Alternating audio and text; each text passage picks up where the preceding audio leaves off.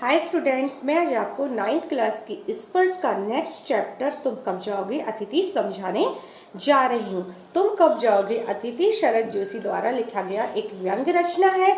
इसमें व्यंग्य किया गया है एक अतिथि के लिए। किसने किया है? शरद जोशी ने किया है। शरद जोशी जो कि लेखक हैं, शरद जोशी के घर एक मेहमान आते हैं। तो जब वो मेहमान आते हैं तो एक दिन दो दिन तो अच्छे लगते हैं, लेकिन उसके बाद क्या होता है इस चैप्टर में बताया गया है।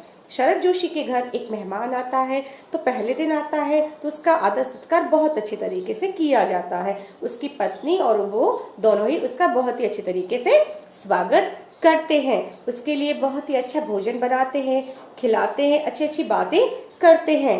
लेकिन जब मन ही मन वो सोचते हैं कि शायद अब वो सुबह चले जाएंगे, लेकिन जब दूसरे दिन भी कुछ नहीं होता है, उनका जाने का नाम नहीं लिया जाता है। बढ़िया वो आराम से उनके घर पर जम गए हैं, वो कुछ भी नहीं बोल रहे हैं जाने के बारे में, तो कोई बात नहीं। फिर भी उनका दूसरे दिन आदर सत्कार होता है। उनके लिए फिर भी अच्छे से भोजन बनाया जाता है। पहले दिन जब आते हैं तो उनके लिए अच्छा बढ़िया भोजन बनाते हैं, उसमें 2 सब्जियां बनाते हैं, रायता बनाते हैं और एक मीठा व्यंजन तैयार करते हैं। दूसरे दिन भी अच्छा करते हैं, लेकिन वो मन ही मन सोचते हैं कि शायद अतिथि चला जाएगा और मैं उनको स्टेशन तक छोड़ने के लिए जाऊंगा, लेकिन ऐसा कुछ नहीं होता है। तीसरे दिन तो जब हद हो जाती है, जब अतिथि बोलता है कि मैं धोबी से कपड़े धुलवाना चाहता हूँ, तब तो शरद जोशी जो लेखक है उनकी जो सहनशीलता होती है वो धीरे धीरे समाप्त होने लगती है। उनको जब वो बोलता है कि मैं धोबी से कपड़े धुलवाना चाहता हूँ तो वो समझ जाते हैं कि शायद वो और रुकने का सोच रहे हैं, लेकिन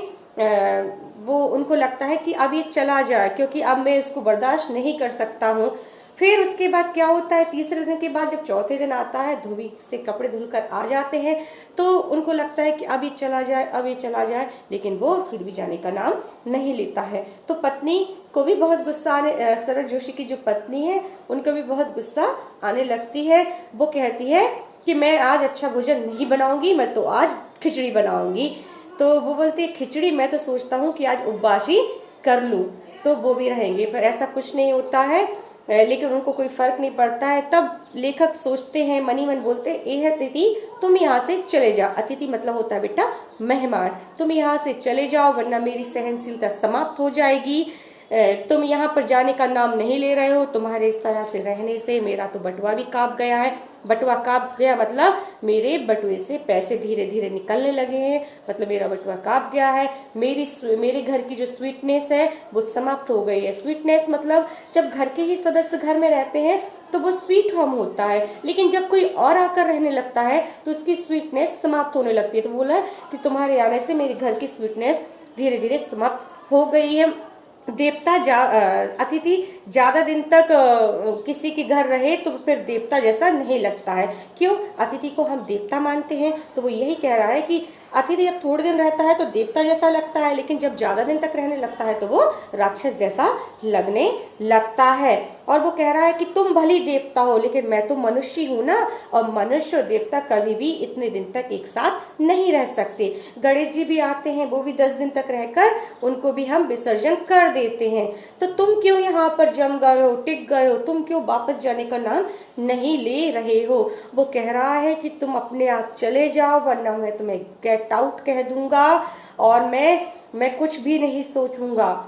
इस तरह से इसमें इसी के बारे में दिया गया है कि जब अतिथि होता है वो थोड़े दिन के लिए रहता है तो अच्छा लगता है, लेकिन जब वो आकर जम जाता है, घर पर जाने का नाम नहीं लेता है, तो ऐसा ही होता है। फिर जो होते हैं कि 1-2 दिन तक हम उनसे अच्छे से बात करते हैं, हर प्रकार के विषय के बारे में बात करते हैं, लेकिन जब वो ज़्यादा दिन तक रहता है तो सारे टॉपिक खत्म हो जाते हैं और हम कुछ ऐसी हरकतें करने लगते हैं, ऐसे इशारे करने लगते हैं कि वो वहाँ से चला जाए। ऐसे ही लेखक करता है। बातचीत के जो सारे सब्जेक्ट थे वो खत्म हो गए थे। वो कैलेंडर की तारीखें बार बार बदल रहा था और बोल रहा, मन ही मन सोच रहा था कि तुम देख लो कितनी तारीखें निकलते जा रही हैं और तुम जाने का नाम नहीं ले रहे हो। और बर्दाश्त के बाहर हो गया था, तो बोल रहा था कि अब तुम चले जाओ, क्योंकि अब जो भावनाएं है ना अंदर वो भी गालियां देने लगी हैं। लेकिन उसको कोई फर्क नहीं पड़ता था और अतिथि के लिए तो वो अतिथि उसके लिए बोझ लगने लगा था, और वो तो पिता की जगह नहीं, वो राक्षस की जगह लगने लगा था। इसमें व्यंग है अतिथि के लिए कि ज़्यादा देर तक किसी के घर में रुकना उचित नहीं होता। तो आपका तुम कब जाओगे अतिथि चैप्टर में शरद जोशी और अतिथि दोनों के बारे में यही बताया गया है। तो आज के लिए इतना ही। Thank you.